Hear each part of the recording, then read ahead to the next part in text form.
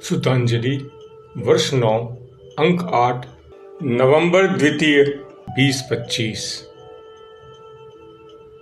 हम अनेक बार यह प्रतिक्रिया देते हैं कि पता नहीं यह व्यक्ति कौन सी दुनिया में रहता है, पता नहीं ये कौन से लोक के वासी हैं।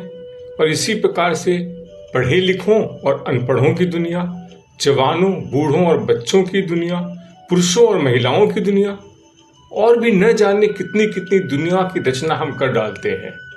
अलग अलग इतनी सारी दुनिया, कितनी दुनिया है, कैसी दुनिया है। आध्यात्मिक जीवन में आध्यात्मिक लोग इन अलग अलग लोगों की अलग ढंग से चर्चा करते हैं, लेकिन वहीं साहित्यिक लोग इसकी अलग ढंग से चर्चा करते हैं। सामान्यतः हम 3 लोकों की चर्चा करते हैं। पहला पाताल लोक, जहां आसुरी शक्तियों का निवास मानते हैं। पाताल में दैत्य, दानव और नाग जैसे प्राणियों का निवास माना जाता है, जिनमें वासुकी प्रमुख है।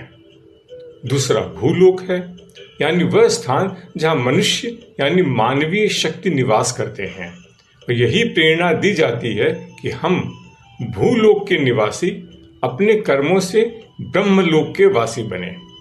और तीसरा ब्रह्मलोक, जहां देवी देवताओं का वास है। कविंद्र रविंद्र ने इनसे हटकर 3 भूमियों की चर्चा की है जहां हमारा वास स्थान है, और ये तीनों ही हमारी जन्म भूमि है, क्योंकि जन्म के साथ ही हम इन तीनों जगत में रहना प्रारंभ कर देते हैं। पृथ्वी ही नहीं, इसके अलावा और 2 जगत हैं जहां हम जन्म से मृत्यु पर्यंत वहां रहते हैं। वे लिखते हैं, हमारी 3 जन्म भूमियां हैं और तीनों एक दूसरे से मिली हुई हैं। पहली जन्म भूमि है पृथ्वी। मनुष्य का वास स्थान पृथ्वी पर सर्वत्र है। ठंडा हिमालय और गर्म रेगिस्तान, दुर्गम उत्तुंग पर्वत श्रेणी और बंगाल की तरह समतल भूमि, सभी जगह मानव का निवास है। मनुष्य का वास स्थान वास्तव में एक ही है, अलग अलग देशों का नहीं, सारी मानव जाति का। मनुष्य के लिए पृथ्वी का कोई अंश दुर्गम नहीं। पृथ्वी ने उसके सामने अपना हृदय मुक्त कर दिया है। मनुष्य का द्वितीय वास स्थान है स्मृति जगत।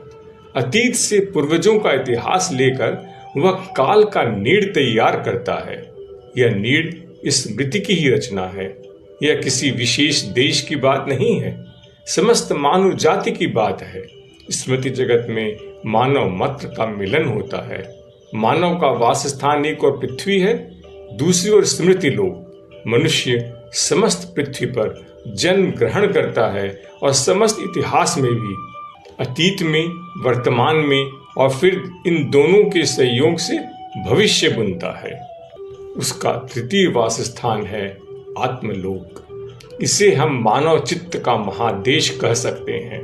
यही चित्तलोक मनुष्यों के आंतरिक योग का क्षेत्र है। किसी का चित्त संकीर्ण दायरे में आबद्ध है, किसी के चित्त में विकृति है, लेकिन एक ऐसा व्यापक चित्त भी है जो विश्वगत है, व्यक्तिगत नहीं। उसका परिचय हमें अकस्मात ही मिल जाता है। किसी दिन अचानक वह हमें आह्वान देता है। साधारण व्यक्ति में भी देखा जाता है, जहां वह स्वार्थ भूल जाता है, प्रेम करता है। वहां उसके मन का एक ऐसा पक्ष है जो सर्व मानव के चित्त की ओर प्रवृत्त है। मनुष्य विशेष प्रयोजनों के कारण ही घर की सीमाओं में बद्ध है, लेकिन महाकाश के साथ उसका सच्चा योग है। व्यक्तिगत मन अपने विशेष प्रयोजनों की सीमा से संकीर्ण होता है, लेकिन उसका वास्तविक विस्तार सर्व मानव चित्त में है। वहां की अभिव्यक्ति आश्चर्यजनक है। एक आदमी के पानी में गिरते ही दूसरा उसे बचाने के लिए कूद पड़ता है। दूसरे की प्राण रक्षा के लिए मनुष्य अपने प्राण संकट में डाल सकता है। हम देखते हैं कि मनुष्य अपनी रक्षा को ही सबसे बड़ी चीज नहीं गिनता। इसका कारण यही है कि प्रत्येक मनुष्य की सत्ता दूसरों की सत्ता से जुड़ी हुई है। हम सब एक हैं, अलग अलग नहीं। लाइक करें, सब्सक्राइब करें, परिचितों से शेयर करें।